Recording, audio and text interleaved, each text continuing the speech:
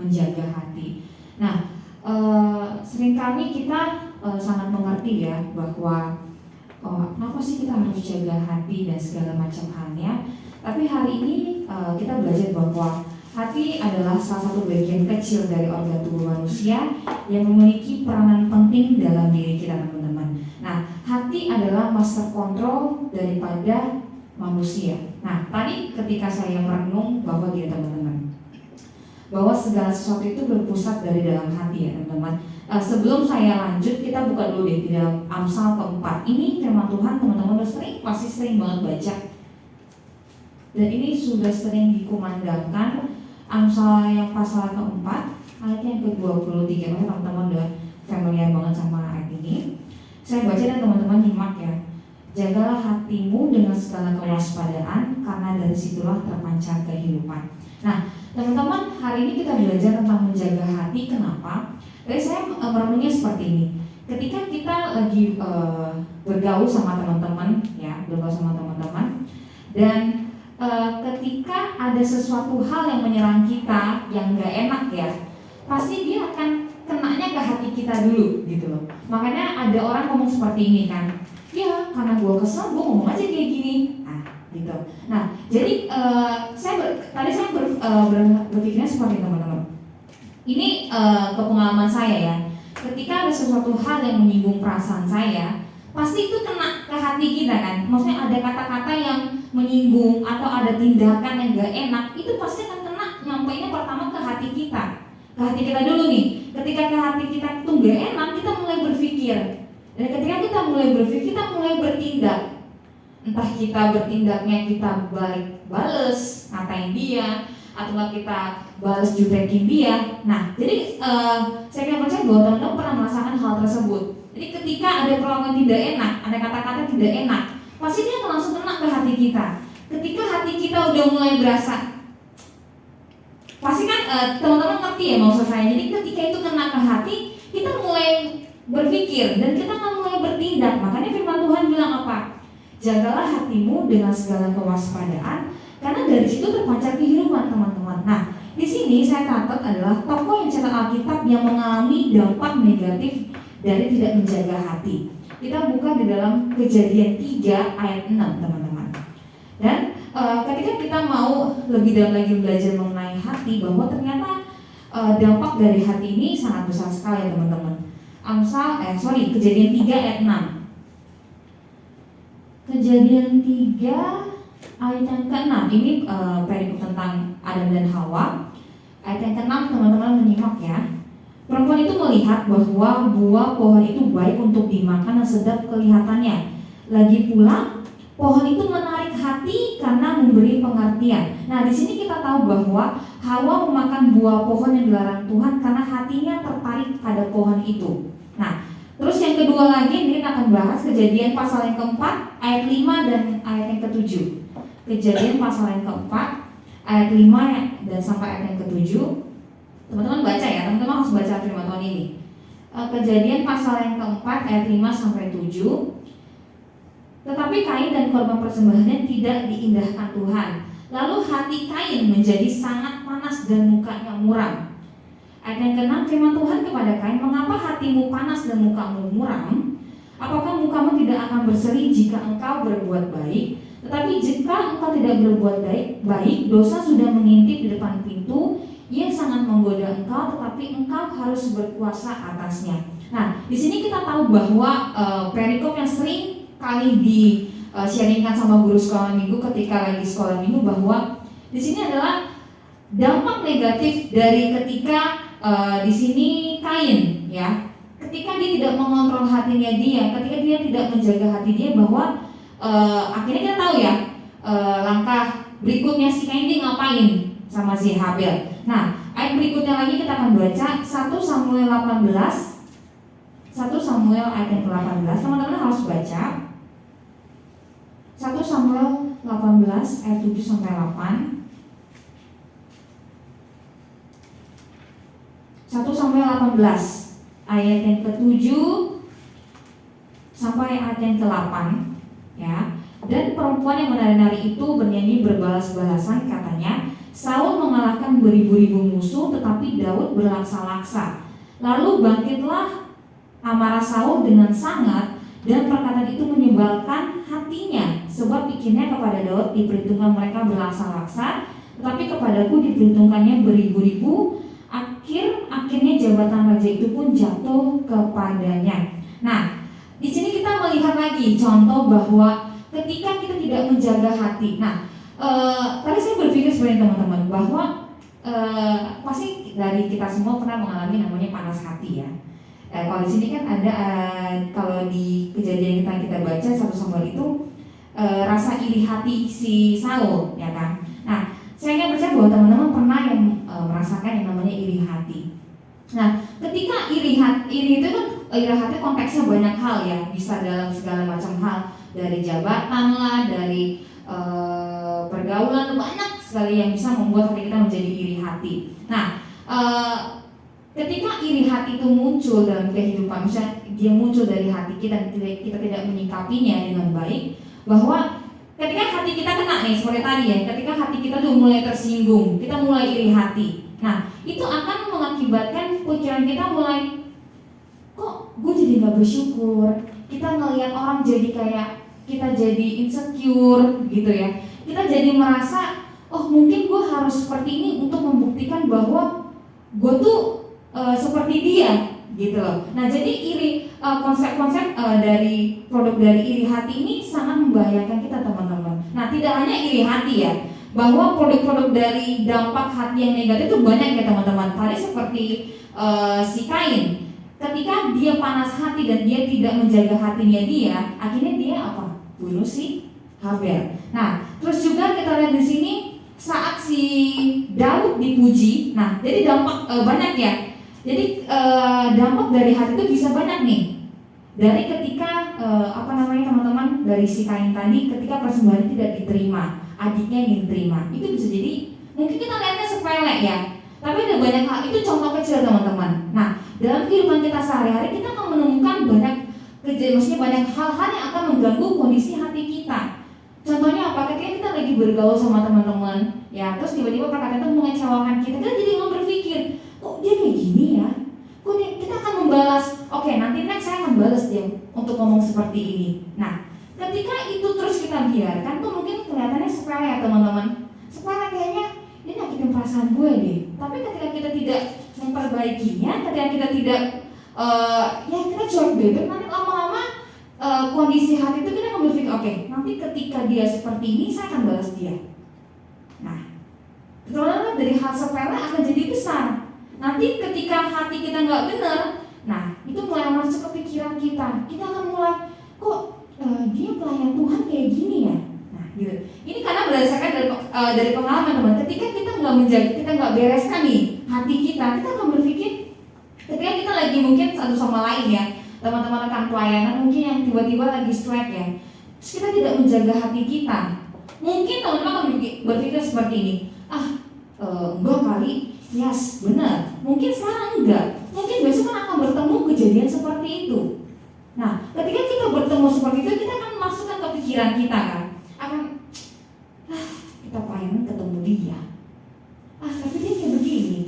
Atau kita pelayanan tapi ternyata hati kita tuh nggak beres. Nah, jadi kita harus melihat gitu ya, mereview hati kita nih. Apakah hati kita ini belum beres apa udah? Gitu ya teman-teman. Nah, kita baca lagi satu ayat. Di sini makanya banyak ya produk-produk yang bisa membuat hati kita itu jadi tidak baik. Ester 3 ayat 5. Tadi ada iri hati, ya kan? Terus Ester 3 habis sebelum Ayub. Ester 3 ayat yang kelima. Ester ketiga ayat yang kelima. Ester pasal 3 ayat yang kelima. Ketika Haman melihat bahwa Mordekai tidak berlutut dan sujud kepadanya, maka sangat panaslah hati Haman. Nah, seperti yang tadi saya bilang, bahwa ada banyak hal yang akan membuat hati kita tuh jadi tidak baik, gitu. Nah, di sini terus apa? Cuma hanya karena Haman melihat bahwa Mordekai tidak berlutut dan sujud kepadanya, maka sangat panaslah hati Haman. Nah, teman-teman lihat, ketika hati kita tidak baik, ya, lihat kan endingnya apa? Nah, kan di sini kita baca ya peristiwa bahwa Haman ingin mencoba membunuh si Mordekai.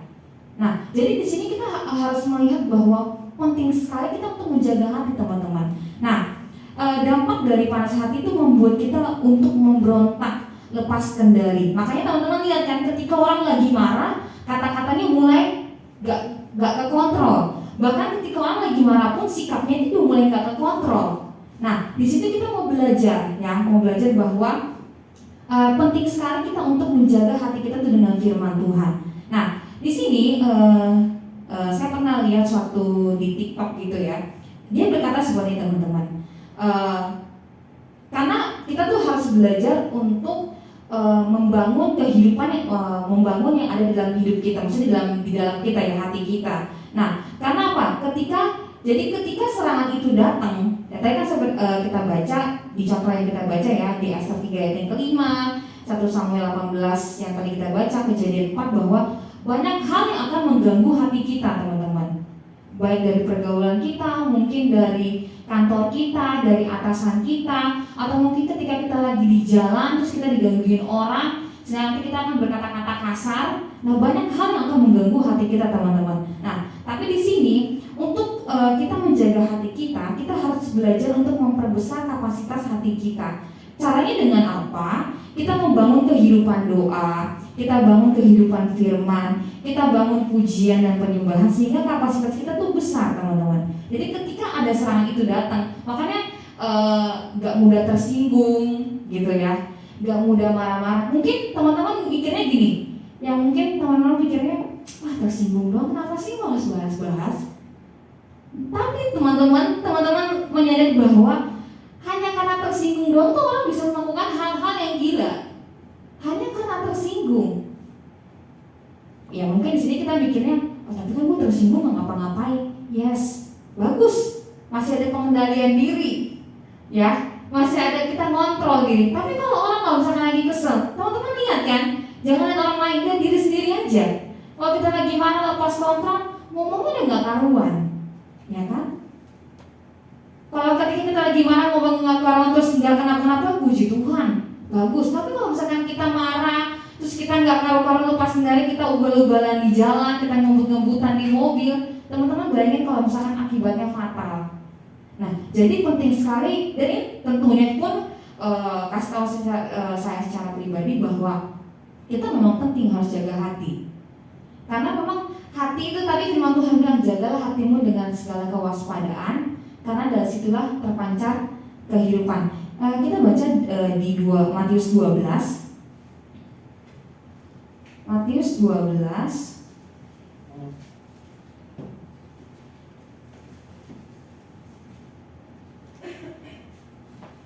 ayat yang ke-34 sampai ayat yang ke-35. Saya nggak nama teman-teman, tapi kita harus menyimak firman Tuhan ini. Matius 12 ayat 34 sampai yang ke-35. Teman-teman dengar ya. Hai kamu keturunan ular beludak, bagaimanakah kamu dapat mengucapkan hal-hal yang baik, sedangkan kamu sendiri jahat? Karena yang diucapkan mulut meluap dari hati. Orang yang baik mengeluarkan hal-hal yang baik dari perbendaharaan yang baik, dan orang yang jahat mengeluarkan hal-hal yang jahat dari perbendaharaannya yang jahat. Nah, jadi di sini kita baca teman-teman bahwa kita harus punya kondisi hati yang baik. Karena teman-teman mungkin ya ketika saya mengucapin ini ya, teman-teman pasti udah sering dengar berkali-kali. Nah, seperti firman Tuhan yang saya sharingkan bahwa apa? Firman Tuhan itu harus terus dikumandangkan. Ya ini untuk apa? Kita terus dikasih tahu. Karena teman-teman mikir aja sendiri ya. Kita aja yang dikasih tahu berulang-ulang kali bisa salah. Setuju ya? Pasti teman-teman setuju. Gak usah ditanya, pasti setuju. Kita lihat aja dalam kehidupan kita sehari-hari. Kita dikasih tahu aja sering, setiap hari kita masih bisa ngelakuin kesalahan. Apalagi yang tidak. Nah, jadi dari firman Tuhan ini ya, kita harus terus dikasih tahu. Sampai itu melekat mendarah daging. Kayak kita apa dikasih tahu kan di sekolah minggu. Pada mulanya Allah menciptakan bla bla bla bla. Ini sampai terus melekat dalam kehidupan kita, gitu teman-teman. Jadi firman Tuhan itu mengajarkan kita bahwa ayo kita sama-sama cek kondisi hati kita. Maksudnya cek kondisi hati itu bukan bahasa manis gitu, enggak teman-teman. Tapi kita memang ngelihat kondisi hati kita. Kondisi hati kita tuh benar apa enggak, gitu. Apakah kondisi hati kita tuh banyak ya kesombongan, iri hati, cemburu, terus apalagi gila hormat. Teman-teman ada ya di ayat di firman Tuhan banyak produk-produk yang seringkali tuh mau dari sini aja dari kita baca contohnya. Gara-gara cuma kita tidak memberi hormat si Mordekai, tapi ujungnya jadi fatal gitu teman-teman. Nah di sini kita mengerti bahwa penting sekali nih hati kita. Nah mungkin kita nggak sampai membunuh orang, jangan sampai ya. Tapi teman-teman tahu bahwa ketika kondisi hati kita tuh nggak baik ya, itu pun akan terus menjalar. Nah mungkin kita akan berpikirnya, tapi selama ini gue fine-fine aja, gue nggak kenapa-kenapa. Yes, mungkin iya nggak kenapa-kenapa. Tapi siapa tahu itu terus menggerogoti kita sedikit demi sedikit. Nah waktu itu saya pernah sharing tentang gini, bahwa dosa tidak akan membuat kita menjadi baik. Dosa akan menggerogoti rencana Tuhan dalam kehidupan kita. Nah, iblis tidak apa-apa ketika kita terus melakukan dosa, asal hidup kita tidak mengalami perubahan. Tapi kalau dipikir-pikir ya benar juga gitu loh.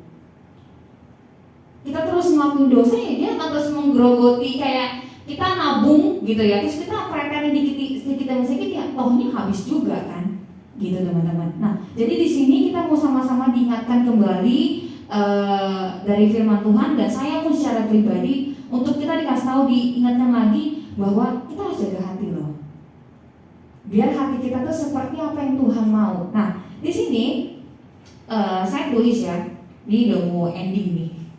Nah dari firman Tuhan yang kita dengar saat ini, kita sama-sama mau belajar untuk dengar firman Tuhan taat.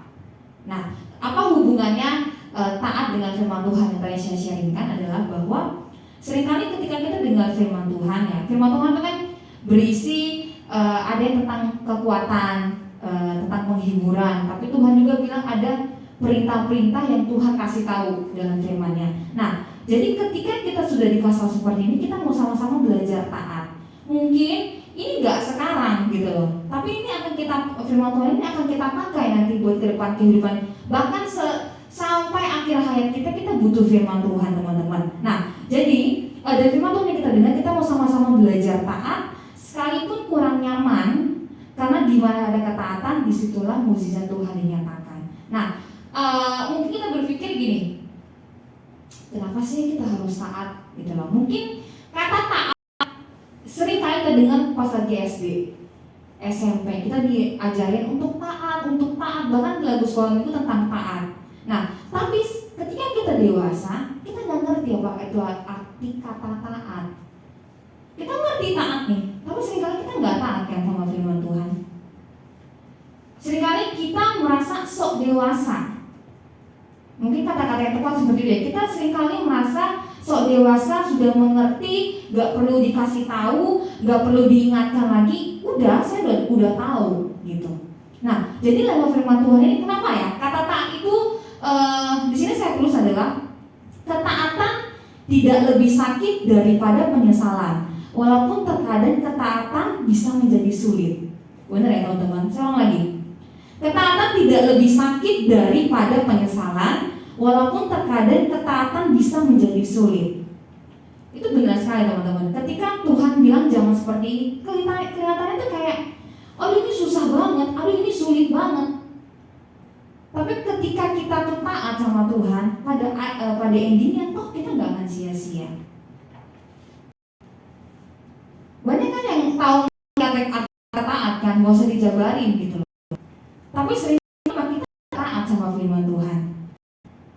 Bahkan 24 jam mungkin ya, 24 jam kita dikasih tentang firman Tuhan, nggak boleh gini-gini. Kita ngelakuin juga kok. Tetap aja kita lupa.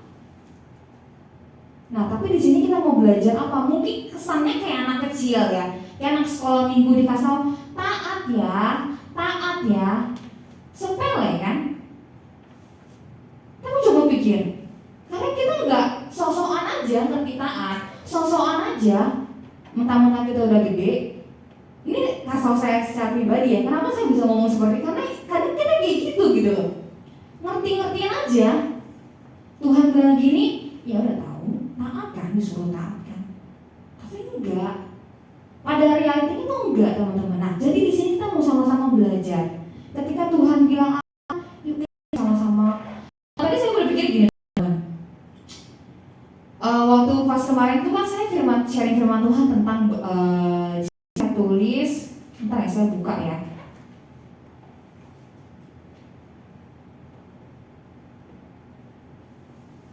Kan saya tulis, oleh sebab itu pentingnya, sangat penting kamu dan saya perlu diajar oleh firman Tuhan, perlu tahu tentang firman Tuhan, perlu baca firman Tuhan, perlu mengingat firman Tuhan, perlu mengerti firman Tuhan secara terus berlanjut. Nah, akhirnya saya baca, setelah itu saya baca firman Tuhan ada di Perjanjian Baru. Dia ngomong seperti ini. Saya nggak akan memaksa Paulus. Nanti kalau saya sharing lagi saya sharingkan ayatnya di mana. Tapi waktu itu Paulus bilang saya nggak mau maksa untuk melakukan ini. Nah, akhirnya saya ngertinya gini, bahwa yes memang kita harus diajar firman Tuhan. Kesannya kayak dipaksa ya. Harus ngerti inilah, harus inilah. Nah, tapi ketika kita semakin dewasa di dalam Tuhan mau kamu ikuti perintah saya itu bukan karena keterpaksaan, tapi karena kamu memang cinta sama saya. Nah, maksud saya itu seperti itu. Nah, kita memang perlu diajar firman Tuhan. Kayak waktu itu raja, ketika neneknya nggak ikutin si raja ini, dibunuh neneknya. Kesannya kayak maksa banget. Kesannya kayak maksa ya teman-teman. Nah, tapi seiring kita berjalannya dewasa, kita makin ngerti. Oh, Tuhan nggak maksa saya, gitu loh. Tapi Tuhan kasih kita kehendak bebas untuk terus, maksudnya mengasihi Dia. Memang kita memang benar-benar pure mengasihi Dia. Bukan karena kesannya kayak kita di sekolah minggu tutup mata ya, memuji Tuhan ya, angkat tangan ya. Kesannya kayak gitu kan. Bahkan mungkin ketika kita juga sedewasa ini, kita disuruh-suruh gitu kan, suruh berdoa lah, ikut komsel lah. Nah, tapi kita semakin kita dewasa, akhirnya saya mengerti bahwa oh iya, memang perlu diajar. Kita dikasih tahu terus setiap hari. Diingetin, Tuhan tuh gini ya, Tuhan tuh gini ya, Tuhan tuh gini ya, Tuhan tuh nggak mau ini ya, Tuhan tuh nggak mau ini ya. Nah, tapi setelah kita dewasa dalam Tuhan, makin kita cinta, kita jadi ngerti. Oh, saya ke gereja bukan karena saya disuruh, gitu. Oh, saya dengar firman Tuhan bukan karena saya harus, tapi karena saya perlu dan saya butuh. Oh, kenapa saya mengasihi Tuhan? Bukan karena Tuhan suruh saya harus mengasihi Dia, tapi karena cintanya Dia udah besar buat saya, jadi saya harus mengasihi Dia balik. Saya harus merespon Dia, gitu teman-teman. Jadi saya mengerti bahwa oh iya, makin kita dewasa mengenal Tuhan gak paksa kita, tapi Tuhan kasih kehendak bebas untuk memilih. Lu mau cari Tuhan apa enggak? Lu mau mengutamakan Tuhan apa enggak? Lu mau taat apa enggak? Balik lagi ke kita masing-masing. Nah, jadi di sini saya tulis juga. Nah, ketika kita lagi belajar untuk mengikuti tuntunan Roh Kudus, akan sangat mungkin untuk kita melakukan kesalahan. Tapi kita harus punya hati. Nah, itu balik lagi. Kita harus punya kerendahan hati untuk mau diajar sama firman Tuhan. Kerendahan hati aja teman-teman. Kalau kita, seperti waktu saya pernah sharing firman Tuhan bahwa ketika kita punya ada rasa kesombongan, kita nggak akan pernah puas. Kita masih firman Tuhan itu nggak cocok buat saya. Bahkan kamu nggak cocok untuk firman Tuhan. Maksudnya kamu nggak cocok untuk pasal tentang firman Tuhan. Karena kita udah punya rasa ketinggian hati.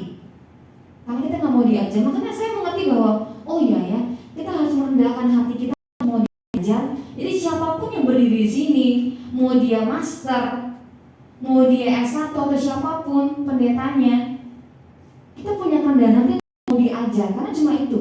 Ketika kita merasa sok pintar, coba teman-teman lihat ya, ketika ada teman-teman yang sok pintar, mungkin siapapun lah, ataupun saya, ketika kita dikasih tahu pasti enggak gitu. Kita akan merasa lebih tahu. Tapi ketika kita punya kerendahan hati untuk diajar sama firman Tuhan, oh ya, kita seperti ini. Oh ya, kita seperti ini. Nah, itu teman-teman. Nah, di sini juga tidak menyimpang dari firman Tuhan tadi saya sharingkan. Tapi tadi kita kan mengerti bahwa produk-produk ada banyak produk-produk yang bisa membuat hati kita tuh tidak baik. Nah, mungkin iri hati banyak segala macam hal ya. Tapi saya tulis di sini adalah ada banyak ruang dalam kerajaan surga.